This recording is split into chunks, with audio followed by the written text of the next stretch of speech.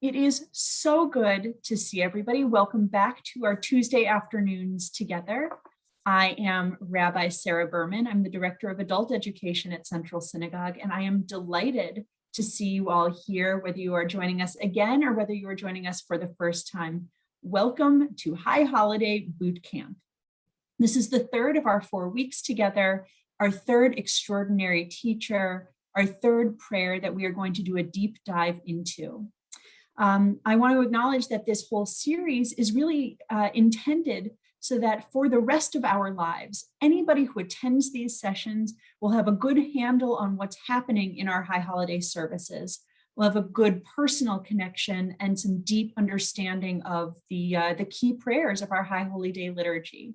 So I hope you enjoy our sessions. I hope you share our sessions with those you love. And I hope that you will share your questions throughout the session in our chat box. Now you will notice that I am off of mute, but you are not. You have been, as I like to say, lovingly muted, which you will stay throughout the session this evening. But we are delighted that there are 2 people who will not stay muted this evening. Rabbi David A. Ingber is the founder and senior rabbi at Romamu here in New York City, a spiritual community that he founded in 2008 that today has over 700 households. He has studied and worked closely with the famed founder of the Jewish Renewal Movement, Rabbi Zalman Schachter Shalomi. Newsweek has named him one of the 50 most influential rabbis in the US, and the Forward listed him as one of the 50 most newsworthy and notable Jews in America. He was raised modern Orthodox here in New York and studied at Yeshiva University, as well as Yeshivat Chovevei Torah and Yeshivat Chaim Berlin. Rabbi Ingbers' approach to Torah, teaching and practice interweaves Judaism with Jewish mysticism and mindfulness. So it is a great pleasure that he will be speaking with us about Unetaneh Tokef, our accounting, which is one of the most challenging, for me at least, prayers of our High Holy Day liturgy. In conversation with Rabbi Ingber is our friend, Abby Pogreben. She's a former president of Central Synagogue and is author of 3 books, including My Jewish Year, 18 Holidays, One Wondering Jew. She moderates public conversations for the Stryker Center, the Manhattan JCC, the UJA, and the Shalom Hartman Institute. Abby also moderates conversations for us here at Central Synagogue, and it is an honor and a pleasure to invite her back to do that again tonight with Rabbi Ingber. Abby and Rabbi Ingber, tell us about Unetaneh Tokef. Thank you, Rabbi Berman. That's the end of the uplifting section, because we are going into the very sobering and grave high point of our High Holiday liturgy, which I know we all know and love, and it terrifies us. So, David, you are very graciously allowing me to call you David, but Rabbi Ingber, welcome. Everyone here knows, and any friend of mine knows, I have been both a friend and a fan for a very long time, and it's just a pleasure that you've joined us. So we can hear you speak for a moment before I start to interrogate you. Well, it's good to be here, and I'm so happy that you invited me, Abby, and it's great to be with the Central Synagogue community. Welcome also. Okay, he's frozen for me. Am I frozen? Can anyone hear me? Oh, I can hear you, but I can't. This is my nightmare happening. Your video has frozen, but we can hear you. Uh-oh. Abby, you frozen. We can hear though Rabbi Ingber. So Rabbi Ingber, if you would just want to continue, and then hopefully. Yeah, sure. Thank you, Jake, and thank you, Rabbi Berman, and thank you to everybody. I was just going to say thank you to the Roman community and all the people that have come. I think that we've learned a lot over the last 18 months, and one of those things is that we need to show up with one another to learn and to just even see each other behind screens. And we also have learned to roll with the punches. I think that all of us, to some degree, have become much more generous with recognizing, that sometimes technology freezes, and we live with it, and we move around the life's contingencies, and in that way. So, are we? Can you hear? Can you hear me? Okay, great. Yep, we can hear you. You're great. Okay, awesome. We're just waiting for Abby to come back. Return to us. Abby, you should be able to unmute now, and you should be good to go. Awesome.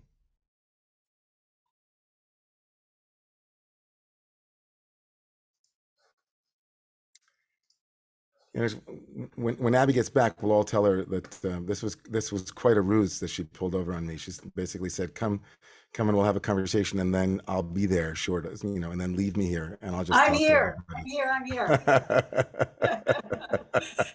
Okay, I it like was it. incredibly stressful. So sorry to everyone. I'm glowing on a different computer, but let's not worry about my skin color right now. David, let's begin. Can you hear me? Are we Just back? fine. Yeah, we're Okay. back. So let's just start with the fact that this is, and for many, considered a climax, and that it appears in both holidays. Can you talk about where it comes and kind of how it, so just so to orient us to kind of choreography of when this shows up? Well, this prayer is, as you said, it's the centerpiece, and it's become by just the immensity of its message, the profound meditation that it is, the troubling meditation that it is. It's become the centerpiece. It takes place in the day in what's called the Musaf prayer, in the additional prayer that is said to symbolize the Musaf offering. The word Musaf means additional, lahosif means to add, and so there were a series of korbanot, or offerings, in the temple precinct and during the ancient temple rite, and the Musaf offering was an additional animal that was offered uniquely for that day. And each holiday, including Shabbat and all the holidays, have a Musaf offering in the temple technology of the Bible. And then when it made our way into converting temple ritual into liturgy, of course, maintained a similar structure to the temple rites. And so the Musaf liturgy has in it this Unetaneh Tokef as part of the repetition of the Amidah, the repetition of the standing prayer. It's a piyut. It's essentially a liturgical poem that was added, and of course, in much of our liturgy, it actually has these liturgical poems added to it. And so, And before you go into that, I want to make it clear that this is not in the Bible anywhere, right? And this is not in the Talmud either. This is no, this story originates in the 13th century, as far as we know, in a book called the Or Zarua. So it's a legend that appears in the book, and scholars have actually tried to discern actually where, you know, if there's any truth, any kernel of truth to the story. It's very hard to discern. It doesn't seem to be that there's anyone by the name of the character who's the central character of behind the story that then produces this liturgy. So there's a kind of story, a legend, and then this liturgical poem is built upon that legend. And of course, none of this appears in Talmudic literature. There's, of course, nothing earlier than Talmudic literature. So it's a kind of 13th century legend that appears, and then liturgy that is based upon that legend becomes this famous, haunting centerpiece of our entire high holiday period. And it is what we also call the who will die and who will live and who will die prayer. I just want to read a little bit of it just so we can make sure we're all on the same page, anchored, although I know this echoes in our minds. On Rosh Hashanah, it is inscribed, and on Yom Kippur, it is sealed. How many shall pass away and how many shall be born? Who shall live and who shall die? Who in good time and who by an untimely death? Who by water and who by fire? Who by sword and who by wild beast? Who by famine and who by thirst? Who by earthquake and who by plague? I don't have to tell you how resonant so many in this list of this litany is right now. But before we go to the contemporary resonance, I just want to talk about the translation for a minute. Am I right that Unetaneh Tokef is let us seed power? Is that a fair translation? Let us seed power. No, I think that would be let us acknowledge the power of. Unetaneh Tokef Kedushat Hayom. Kedushas Hayom means it's a strange formulation, but again, poetically it makes sense. Like Tokef, the word Tokef means strength, and so the power of the day, the awesome, kifut, the power of this day, and so the entree in to this poem and to this prayer is to acknowledge the power of the day and its potential transformative, radical transportive possibilities, right? This is the day, right? Whoever's writing this believes that these 2 days of Rosh Hashanah and Yom Kippur, these 3 days in our holidays cycle, are the most powerful reckoning that we have with our mortality, with our existence, with the human condition, essentially. And that's That's the way it begins. Of course, as we move into it, it gets, it moves in ways theologically that are deeply complicated. Yeah. And we're going to get to that complexity. Let's talk about first I don't know if you want to call it mythology, or maybe you believe in this Rabbi Amnon story that is the origin for this prayer, but it's a pretty grisly story that is the foundation for Unetaneh Tokef. Can you take us through Rabbi Amnon's horrific death? Yeah, so there's Rabbi Amnon, which of course, I said, scholars are really not sure if there ever was a Rabbi Amnon of Mainz. It's not, it kind of begs the question. We would want to know that there was someone like this who had this happen to him. We don't really have any history of this, but the legend has it that this Rabbi Amnon was approached by a local bishop, and he asked him to convert, and Rabbi Amnon put on the spot, he says, give me a couple of days, let me think about it, I'll come back in 3 days. I remember, by the way, reading this as a young child at the Orthodox synagogue, sitting next to my father and reading about this 3-day wait. Of course, Rabbi Amnon goes home and immediately thinks to himself, I can't believe that I actually might have in any way tipped my hat towards the bishop, that, that I might have a different answer at the end of 3 days, that I need time to think about this conversion. And so he is consumed with remorse, right, and guilt. And so he refuses to appear in the 3-day period. And of course, the slight to the bishop, of course, is met with soldiers who were dispatched to Rabbi Amnon's home, and when he asks why he failed to appear, he says that he tells them the story, and he should never have promised. He says, I should never have come in the first place. I never should even give that intimation. So he says he kind of wants and asks for punishment because he feels he deserves to be punished. And so, since it was his tongue that needed to be, that he spoke inappropriately, his tongue should be cut off from his mouth. And the bishop says, no, it's your feet that deserve the punishment. And so he orders that Amnon's toes and fingers be cut off. And so Rabbi Amnon is basically carried on a knight's shield or something back to the town, to the Jewish quarter. And when Rosh Hashanah next arrives, he asked to be delivered to the synagogue, and there he is placed next to the chazan, next to the prayer leader, and next to his amputated parts. And as the leader is about to recite the holiest part of the prayer service, Amnon asks him to wait so that he can sanctify God's name, to die al Kiddush Hashem. And so, as the Kiddusha, the holiest part of the ceremony, is happening, he passes away.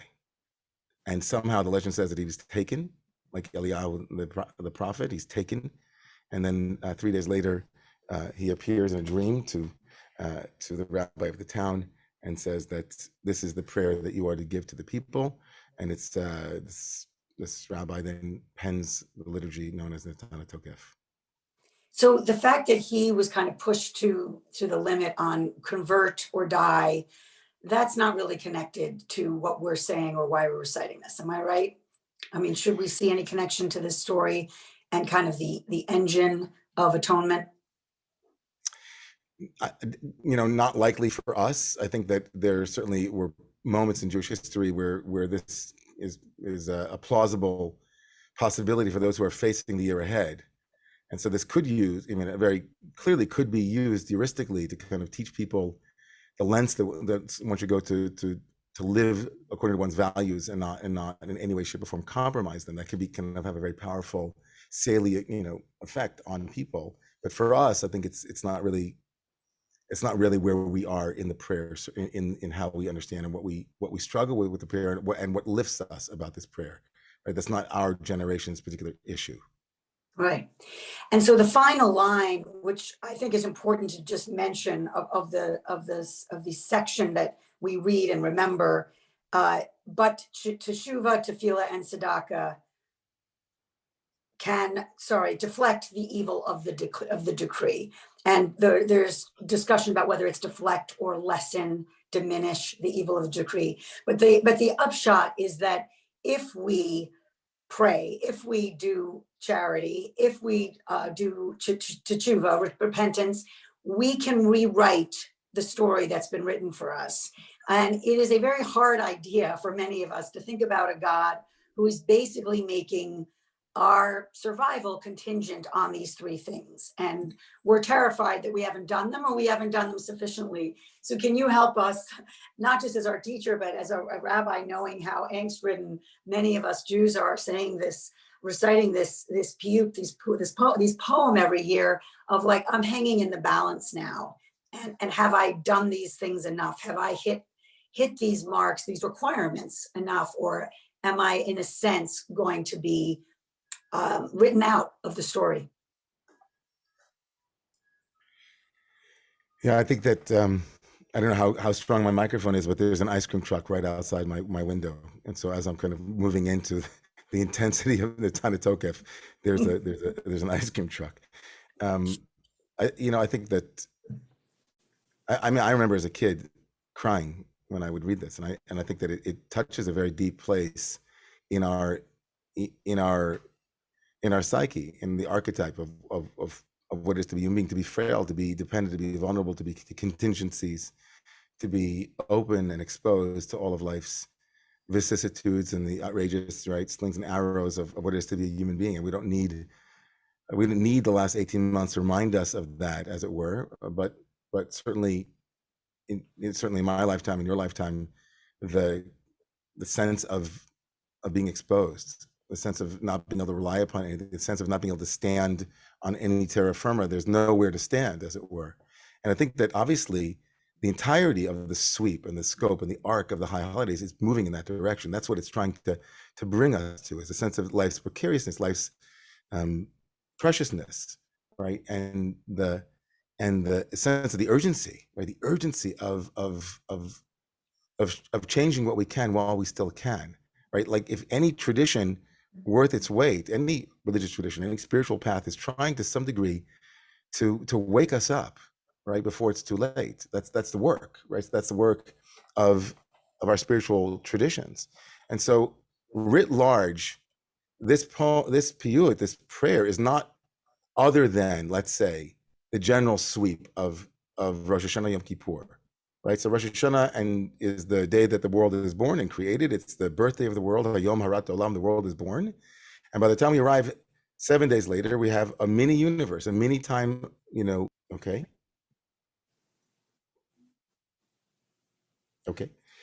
It's a collapsed lifetime in that week, right? So the 2 days of Rosh Hashanah are the 2 days of creation, as it were.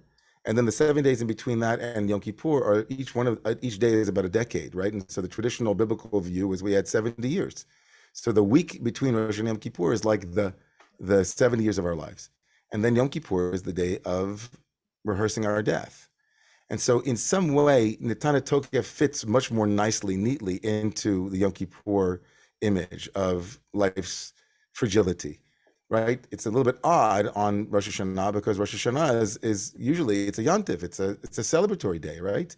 It's a raisins and honey day, right? It's a little bit odd having it there, but of course, its placement there, the placement of this prayer there is to wake us up to what's at stake, right? That's really what the Unetaneh Tokef prayer is used to kind of heighten and twist the sense of what's at stake here, what's really at stake. So that's one recognition that this prayer, without the little details, is really writ large and meditation on that. But it also gets, we get caught in it too, because it seems cruel, right? It can seem cruel. It can seem like there's a theological moment here where we say, that's not the God I believe in. And I don't relate to that God. I don't relate to a God that is where my fate is hanging in the balance kind of God, or where I am, being written into a book of life or into a book of death. And so kind of addressing the theological problems of the Unetaneh Tokef and how it sticks for us is really what, and there are basically three approaches, right? You can reject it outright, you can accept it outright, or you can reinterpret it, essentially. Right? That's what's available to us, right? We can either, and there are numerous people who have written and changed the language of the Unetaneh Tokef prayer. There are people who have offered alternative prayers to replace it.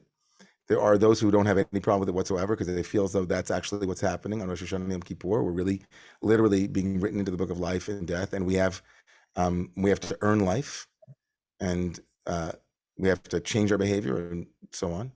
And then there are those who reinterpret it. And one of the ways that you heard yourself interpreting it was, taking words that have multiple meanings and trying to find a meaning that actually sits in the heart and opens it and say, oh, this is a prayer that I can pray. And that, I assume, is you take the third way. Am I right? To reinterpret it. Yeah. So for me personally, when I hear the chazan or the cantor, intoning, those words, my mind immediately goes to the impermanence of it all. My mind immediately goes to the shattered glass at the end of the wedding ceremony. My mind immediately goes to all of those pieces of broken glass and the brokenness in the world. And I personally don't get tripped up, and I can appreciate people who do, but I don't get tripped up by words that are pointing to a God image that I no longer have. I try to enter into the words and the feeling that they're trying to evoke in me. When I say what it says in the prayer, let me see, I love every word, but Emes ki atahu dayan u'mochiach v'yodea v'aid. The truth is that there's judgment. You're the judge. And you know the truth. And I say to myself, right, in my heart, I believe in a God who cares about my actions and the actions of those around me. I believe in my heart about that there are things that God knows about me that I don't even know about me. There are things that God knows about you that no one knows, and God holds that, as it were. And so that my heart opens and says, oh, that's the truth. The truth is that I'm transparent before you. And that, like every human being, my deepest desire, God, is to be written into the book of life every single day. As Yehuda Amichai said, until the writing hand hurts. I want that. I want for myself. Can I say, Yeah. it's very moving to me. I think what you're also doing is kind of taking your own literal fate out of it a little more. Am I right about that? That it's not so much like a referendum on David Ingber's life for the next year. Right. The transparency you talk about, being transparent, you're making me wonder, and I actually think it's a bracing question of whether it's a good thing to feel watched. Maybe it's not so bad to feel like, whether one believes in God or any kind of larger force, that there is a videotape playing. How do you feel about that idea, if you take it a little bit deeper? Yeah, I think that's exactly the place that I go, and I think a lot of people go, irrespective of what your theology is. If you have a God that has things in a ledger, I think that's not my personal theology, but the sense that the absolutely important sense that what we do matters, and it matters in every direction, and what we say matters, and how we respond and how we show up, that all matters. And so I'm a little bit reticent to say it only matters horizontally, like it only matters to the community of human beings. I'm obviously, as a rabbi and somebody who has a very profoundly important part of my life is my belief in God and in all of the different ways that we understand that word, a very tricky word. I do believe very, very deeply that we have a transcendent something that unites us, and that to some degree we require. But even if it's just horizontal, right, there's a sense that we want to show up on Rosh Hashanah Yom Kippur and say we matter, and it matters.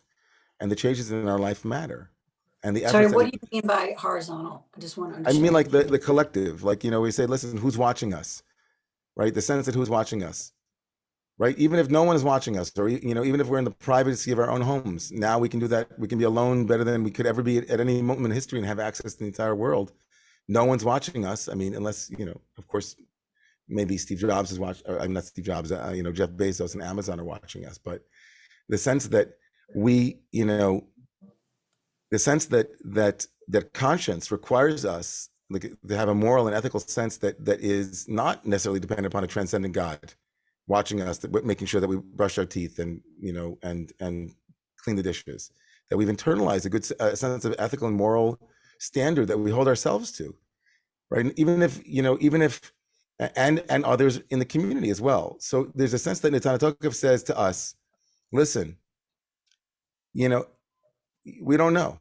We wake up every morning as Jews and we say, you know, thank you, God, for another day. But if we were more in the Jubu flavor, like a Buddhist flavor, we'd say, today, I might die today. We might start with that every morning. Say, you know what? I might die today.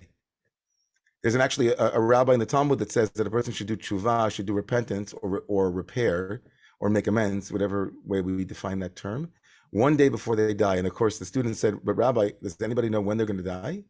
So the rabbi said, exactly. So today's a good day. Do tshuva today. And the Unetaneh Tokef comes along and says, you know what? Now, the Tana, he says, you know, it's going to happen, right? It's going to happen at some point. So in the language of reward and punishment, in the language of the theology of the day, it's the sense that the Rambam Maimonides said that a person should always live their life as if at every moment the scales of justice and the scales of the world are equally balanced, and my next decision will tip the scales in one direction. The Rambam Maimonides said that. And so the Unetaneh Tokef now is kind of like, is an intense liturgical moment of saying, make choices that matter. And it uses a bit of the scare tactic here. And so that's a bit problematic, right? I want to talk about a little bit more about fear, because sure. I'm Jewish. But I want you had talked about the category of the rejecter, and I want to talk to quote one of them, a British Reform rabbi who is in Larry Hoffman's book, which I know you know, Who by Fire. There's not a lot of prayers that there's a whole anthology about, but this rabbi Tony Bayfield from the UK says, I find that promise, the promise that's in this Unetaneh Tokef, I find that promise loathsome. God has decided who will live and who will die and how they will die as well. I may be scheduled for terminal cancer next November, and you may be scheduled for a car crash 2 weeks later. Do the right thing before the final gavel falls, and neither the cancer nor the car crash will occur. All of my experience tells me life doesn't work like that. I mean, he's kind of angry at it.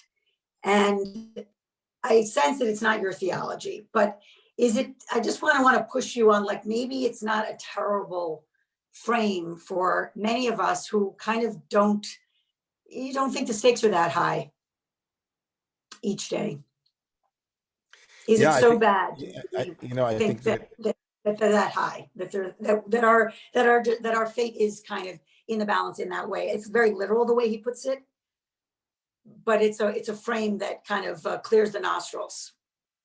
Oh, it definitely clear. I think that's a good way to put it. It does clear the nostrils. It can also close the heart. Like, you know, so how do we balance these two things where no one knows. Let's just acknowledge off the bat that nobody has any theological certainty except their own conscience and what they believe or don't believe. Essentially, we don't know. We're kind of, what do we know? Is there a God that does it that way? Is there not a God? We have to live by our own lights, and we have to live by our own theology. And I respect that honesty. It's kind of the clarion moral outrage that he must have at that kind of God, right? Like, if that's the God that you want me to believe in, I'd have to be really angry at that God, because that doesn't feel benevolent, doesn't feel loving, it doesn't feel just, it doesn't feel all of those things for him. For me personally, I think that I don't always ask my prayers to be an exact reflection of my particular theology. I think there are many reasons why we enter into liturgy.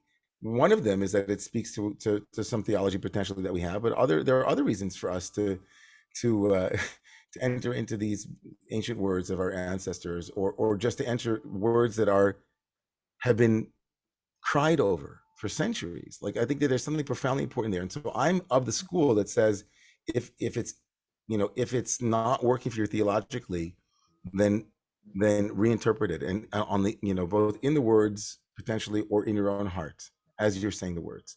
And so for me, I can appreciate that maybe for some people for whom the sense of consequence for our actions is not sufficiently, as you said, whatever, they don't have a strong enough sense of consequences. Maybe this kind of theology works. Maybe it does clear the nostrils, as you said, and maybe people need to be brought back to the place where we say, you know what, something's much more powerful and more knowing than you, right, is involved in your life, and that's an important truth. right? There's something more powerful and more knowing than you. And there's a mystery at the heart of this. Now, I also understand that that's a theologically really slippery slope, because there are a lot of things that I don't believe in whatsoever and have no problem saying, that's not my theology. God didn't hate these people or hate that people, and that's not where I go. So I can appreciate that rejection. And I can also appreciate what you're saying, that it might have some use. But I personally, whenever I read this prayer, I take it as profoundly important poetry. Mm. I take it as profoundly important poetry, the kind of poetry that reminds us of what it is to be humble, of what it is to really be humble in the face of things that we absolutely don't know and can't know. If I'm sitting as I sat with, all rabbis have to go through this, unfortunately, and go through tragic deaths. And there was a tragic death in the community about a month and a half ago of a child. And this is not pastoral stuff. Like, you don't sit with somebody during a shuva and say, Unetaneh Tokef. That's not a useful thing to say. It's cruel. And at the same time, when we pray it this year and every year, I can't help but think to myself, who by fire, who by water, like who how? And in each of those moments, I feel the howl, the cry of humanity, that sense of absolute radical vulnerability. And then when the prayer ends and it says utshuva, utfila, utstaka, with this three-pronged approach, this is a way to leave the kind of roshem, to leave the kind of residue behind us. This is the way to make sure that when your time does come, you feel as though you lived life, from in the fullest way imaginable, through tshuva, through tefillah, utstaka, all three of those. Can I ask, are the three required just liturgically? Do all three matter? Can you do one? Is it kind of a triangulation that actually is going to change the decree? So there are two sources on this phrase, Ma'avirin et ra gzeira. There's an original source actually earlier than this prayer, the prayer is based upon this source in the Bereshit Rabbah, in Genesis Rabbah, where it says, instead of the word ma'avirin, which means to pass over or to mitigate or to annul, it really doesn't mean annul, actually. Annul is levatel, like mevatlin is the actual original source. So the original source was— I want to clarify, you're talking about annul the decree, annul right. the So annulling the decree, like to nullify the decree is to cancel the decree, right? And so the word used by the liturgist here, the poet, is not to nullify. It has that connotation. I think it's a bit of a, I think that's what was likely intended. Again, I don't know. Mm-hmm. But it opens itself to the richness of interpretation on that one word alone. That these three things, right, are either annulling the decree and making it void, or ma'avirin means to make it pass over, to make it, give us the capacity and the strength to handle what comes our way. That these three things, and again, and that kind of takes us out of your question, like, is it all three or one of them? But in other words, the religious mentality or the spiritual mentality of being someone who's always in a posture of tshuva, always in a posture of, tefillah, and always in a posture of tzedakah, these three things: repentance, prayer, and giving, and giving, right? Tshuva, tefillah, tzedakah. So these are the three kind of cornerstones of what it is to be a good Jew and a good human being. And essentially the prayer is saying, come what may, life will come at you, and you can't control that. But here are the three things that you should dedicate your life to: tshuva, tefillah, and tzedakah. And it does make you feel a little bit more in control, even though you can't control. Right. So I loved there's a colleague of mine said, this is her interpretation. Tefillah as prayer is, you don't have to be alone, she wrote. You're part of a story that's bigger than you, right? That's tefillah. Shuva is, right, to live your life in reflection and mending, right? We all make mistakes, but shuva means to be a person who recognizes that their mistakes, right, need to be accounted for, and in a constant sense of, right, of checking in on our privileges, checking in on our impulses, checking in on all the various ways that we show up in the world and leave behind, something that might not be wholesome, that we're in that process. We want to be human beings who are change appropriate, like we are up for change, for a change. And the third tzedakah means, of course, and the way that she wrote it, is that we, stop digging yourself further and further into your own dramas as if the privileges of freedom and prosperity come with no responsibility to others. Open your eyes and give a damn, she wrote. This is Rabbi Sharon Brous. And love that she kind of claimed that as a this is the Jewish way, is that these are the three things that ultimately, they might not annul the decree, but they make for a life well lived. And it also, on a very profound level, mystically, I would say, they also help us with not whatever, maybe, but with much of life's pain is not optional, but suffering is, right? Much of life's pain is not optional. We have tremendous pain in our lives, but the stories that we tell about it and the places we go with our particular portion of pain can be ameliorated. It can be softened. It can be, these are kind of the recommended daily allowance of Jewish practices and mindsets that help us live a life that is noble and noteworthy in spite of the pain and in spite of the contingencies and in spite of the ephemeral nature of it. I think that's essentially where we wind up landing. We're going to go to questions. There's some great ones coming in, but before we do, I just want to talk about humility a little bit more. You raised it, and it's in this language, I think, beautifully in one of the sections that moves me the most. We come from dust and return to dust. We labor by our lives for bread. We are like broken shards, like dry grass, and like a withered flower, like a passing shadow and a vanishing cloud, like a breeze that passes, like dust that scatters, like a fleeting dream. Just this idea that we are small, that we are transient, temporal, help us with that isn't as terrifying as it is true, but I know it. It kind of makes you think about kind of how not, I don't want to say worthless, but how unlasting, if that's a word, I'm not being articulate, our lives are. Like we are just passing through. We are just passing through. I love that Rabbi Alan Liu, in a book that I think is a really remarkable resource for the high holidays. This is real and you are completely unprepared. That was the title of the book. And in it, he meditates on the word that is used in the Kol Nidre, right before the Kol Nidre prayer, where we say, by the authority of above and below, are we permitted to pray together with the Avaryanim? That's the phrase, Avaryanim. And there's a lot of literature on what that means, Avaryanim. Trespassers, the word in Hebrew to trespass is an Avera. It's a sin. A sin is a transgression, Avera. So maybe permission to pray with the Avaryanim. There's another theory that maybe you talked about in your Kol Nidre piece, which is about, conversos, or those who converted. But Rabbi Alan Liu wrote that Avaryanim from the word la'avor means the ones who pass through. That the permission that we have to pray together is not because that anything distinguishes us on that day.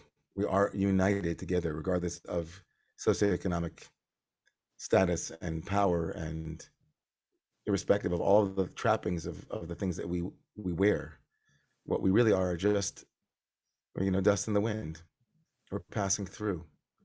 And that passing through is meant to soften us, right?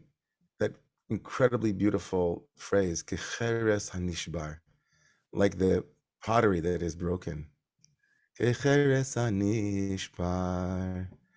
So this word, Kecheres hanishbar, like pottery that is broken, there are many ways, and this is an article that I can point you all towards in some of the resources. There are ways that things are purified in the Jewish tradition. Objects can be purified if they've come into contact with something that defiles them, glass and metal and so on. But pottery can't be purified. It has to be broken. But the Mishnah says that the early 2nd century Mishnaic text, the rabbinic text says that you can, once after breaking it, reassemble it, and then it becomes a purified pot. So of course, the poet here is, of course, and of course, Leonard Cohen, whose name is all over this particular Unetaneh Tokef. Leonard Cohen said, there's a crack in everything. That's how the light gets in. We might say that what unites us is that we all show up broken. That's what it is to be a human being, is to be broken. And yet we're noble. We're noble in that sense.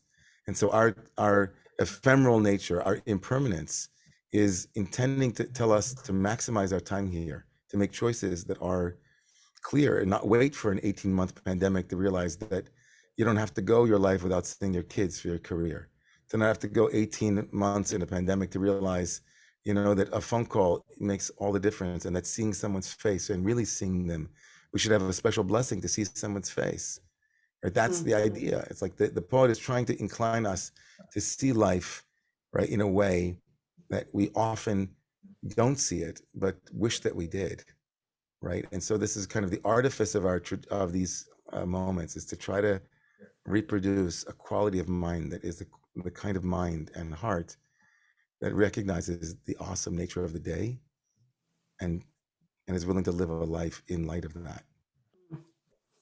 I just want to give a shout out to our cantor, Dan Mulu, who incorporated that Leonard Cohen Unetaneh Tokef within the more traditional melody, which was quite haunting in the last couple of years. If those of you who haven't heard it, we're going to go to questions. Karen is wondering about the meaning of this prayer for the elderly who really might not have another year. Can teshuva, tefillah, tzedakah help? And first of all, Karen, thank you for your question. And I think that the point of the prayer, actually, and the point of the day, is actually to point to us and say all of us might not have more than a year.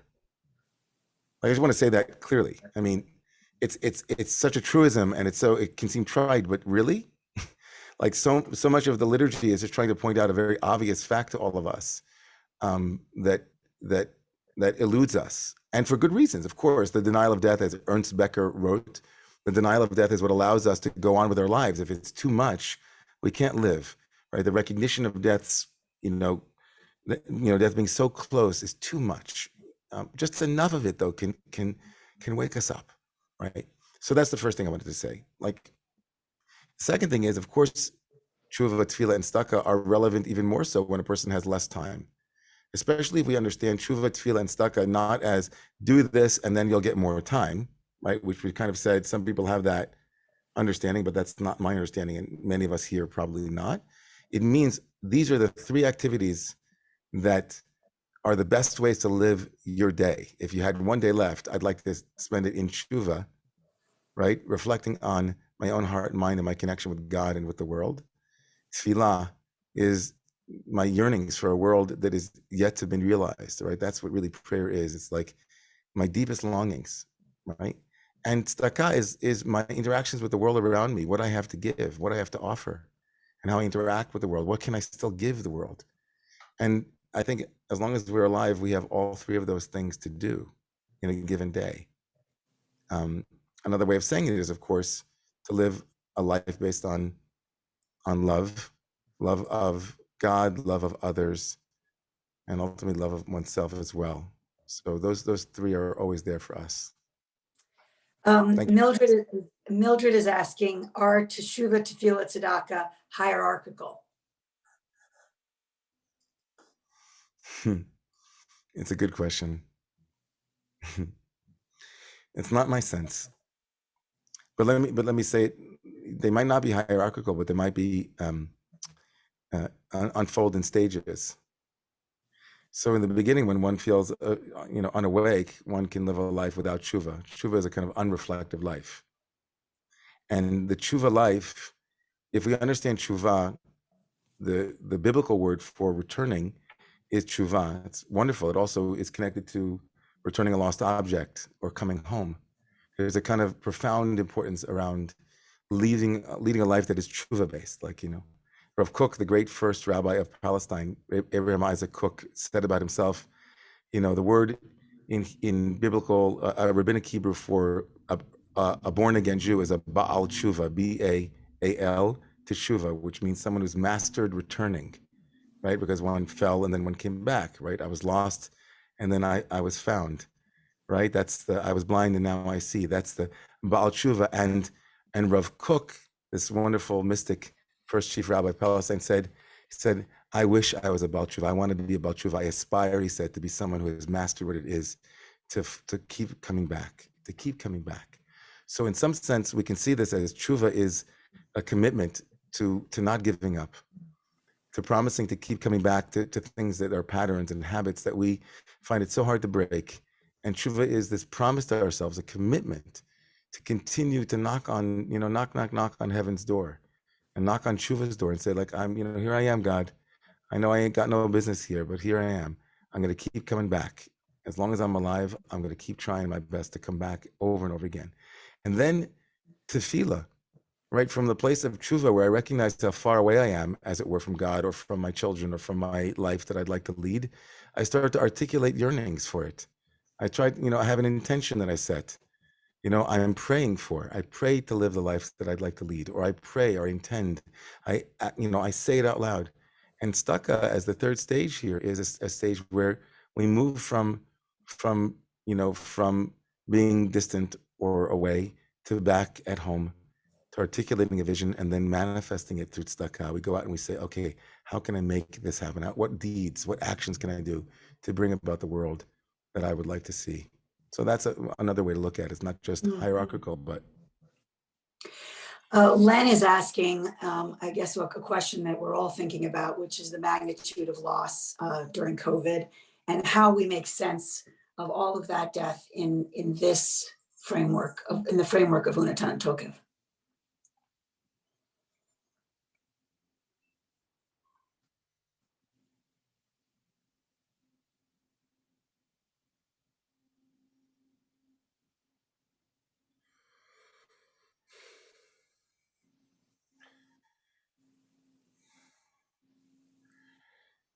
So the first thing I want to say is that we can't make any sense of it. So we should admit that we're not going to come up with an answer, and there's no rabbi that's going to give a sermon. No one will say something that will say, okay, the enormity of this it defies the mind. It defies, like other tragedies. It sits in places that only tears can help us hold. And so there's a lot of crying that I hope people allow themselves to have over the Yontif, over Rosh Hashanah and Yom Kippur. I hope that there are plenty of tissues everywhere and that we allow ourselves to go to these places because we have a collective grief that we're holding as a community and as a global community. And so I'm hoping that the opportunity for people to feel the enormity of it and to be held and say that it's true, it really happened. It's really happening. That's number one. Number two, there are images that I think that all of us from the first year and it continues, and we all have these images of heartbreak and loss. And I think that Unetaneh Tokef here at the same time is also inviting us to recognize that human actions, right, can avert the decree. If ever there was something that we could say to ourselves, at least in the last year, that human actions, had they been more centered in humility, more centered in tzedakah and all kinds of things, that there are so many that could have been averted.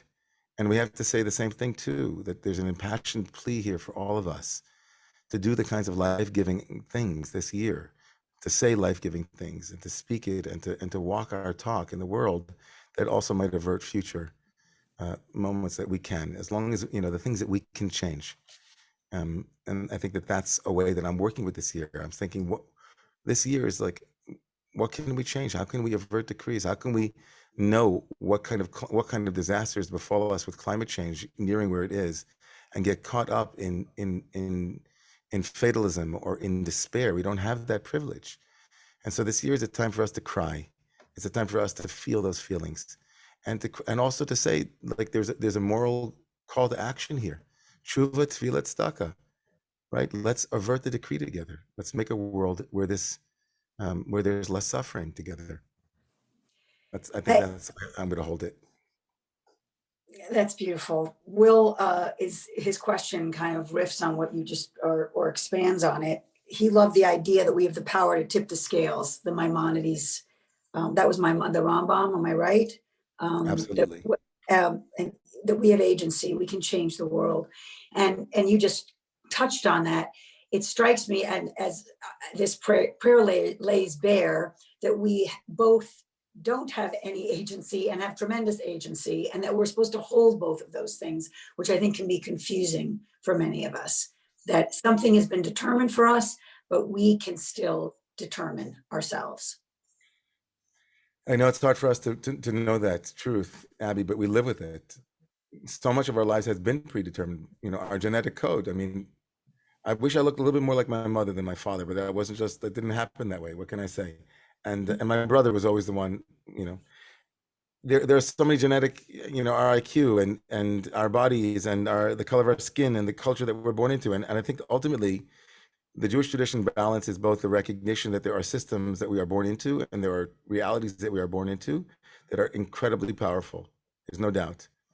And it also affirms that we have some modicum of choice on how we respond to the conditions of our lives. And that, of course, some more than others, some have more choice, as it were, than others. But Judaism affirms that there is a point where we can make a choice. And were that not the case, then the high holidays would make no sense whatsoever. Now, again, it's something that we could have a really rich and robust philosophical conversation about it. But in our real lived experience, we live our lives with the sense that we can change things. And when we couple that intuitive and internal knowing with the recognition that there are some things we can't change, we come to find a humility, and B, we find a way to focus on the things that can be changed and to do those things, right? The small things, those are remarkable to me. The small victories where people against all odds in the last 18 months were able to find hope, were able to find a way to be selfless, to self-transcend, were able to focus on larger systemic issues that might not be their particular predicament, but the broader common or public good that needs to be addressed. And all of those are part of what gives me hope. And I hope people here too, when they walk into shul, or if we're not walking into shuls, when they click on the button into shul, that there will be a sense that the tradition was made for this time. We've been here before. We have been here before. We have had Rosh Hashanah Yom Kippur in the aftermath of a Shoah, in the aftermath of an Inquisition, in the aftermath of unspeakable, and we Americans in the aftermath of 9/11, that unforgettable Rosh Hashanah of that year. We have resilience, and I want people to not go in, without a sense of what's real and what's true. And I don't think it's a time for us to lie to ourselves or lie to one another, but to be honest, and if we're really honest, there's a lot of good that we can focus on and lift up and empower one another and lift one another, in that way. So I guess I want to end with hope, because you kind of given me a sense there can be, despite the sobriety of this. Rabbi Daniel Landis said, somehow we emerge drained from this prayer, but also uplifted. And I guess I'd love you to end with the uplift, because some of us need it. How is this somehow, I don't know if it's galvanizing or in some way reassuring, comforting, or whatever someone's word might be, for kind of feeling like it's hopeful and not just fatalistic and despairing? I'll say that the ultimate takeaway, every sermon has a takeaway, every class has a takeaway. The ultimate takeaway is that whoever wrote this liturgy didn't want us to focus on God's determinism, but on our free will. And that ultimately this prayer ends on a note of extreme triumphalist faith in human beings, in spite of our foibles, in spite of our egos, in spite of our narcissism, in spite of our myopic views, in spite of all the things, the laundry list of things that we ourselves know about how we fall short. The prayer, as its centerpiece on Rosh Hashanah, both days, and Yom Kippur, says to us, don't forget Ingber. Because my friend Rabbi Ed Feinstein said, when he wrote about this, said, who is this prayer talking to? Who is it talking about? And he says, it's talking about me. Me, all of it is me, all of us. And so the prayer comes to me, says, Ingber, yeah, it's true. It's true. So much is, beyond your control. But don't forget, utshuva, utfila, utstaka, right? Every time a bell rings, an angel gets its wings. It's a wonderful life, Ingber. Don't waste it. It's a gift. Do the tshuva now, right? Remember what's most important now, right? Do it. And so I think that, the Torah says, the prayer says, let's do it, but it wouldn't say do it if it didn't believe we could do it, that we didn't have it within our capacity to do it. And so I see in that a tremendous vote of confidence in humanity, in spite of all of our reasons to despair. It says, no, you have time. There's time for you to go do it. So go do it. Thank you, David. I wish you could see all the chat. The floodgates have opened on kudos and gratitude. Thank you for being part of our High Holiday Boot Camp. And thanks to Rabbi Sarah Berman for all of her work and brainstorming and partnership in this, and her team. And a shout out to our senior rabbi, Rabbi Bukdal, who is with us for this hour. And to all of you, my fellow Central family, I miss you. And I wish I could hear your voices, but I hope to see you soon in person. And I look forward to seeing you next week. Again, like the TV show, tune in for our final episode with an amazing mentor of actually Angela's, Rabbi Sharon Cohen-Ansfeld, who is president of Hebrew College in Boston and a wonderful teacher like David. And she will be bringing us home with Kol Nidre, just a simple kind of liturgy to finish on. I hope you'll join us same time, same date, Tuesday the 31st at 5:30. Be well, stay safe, and think about, I think, Unetaneh Tokef in a whole new and hopefully positive way. Take care.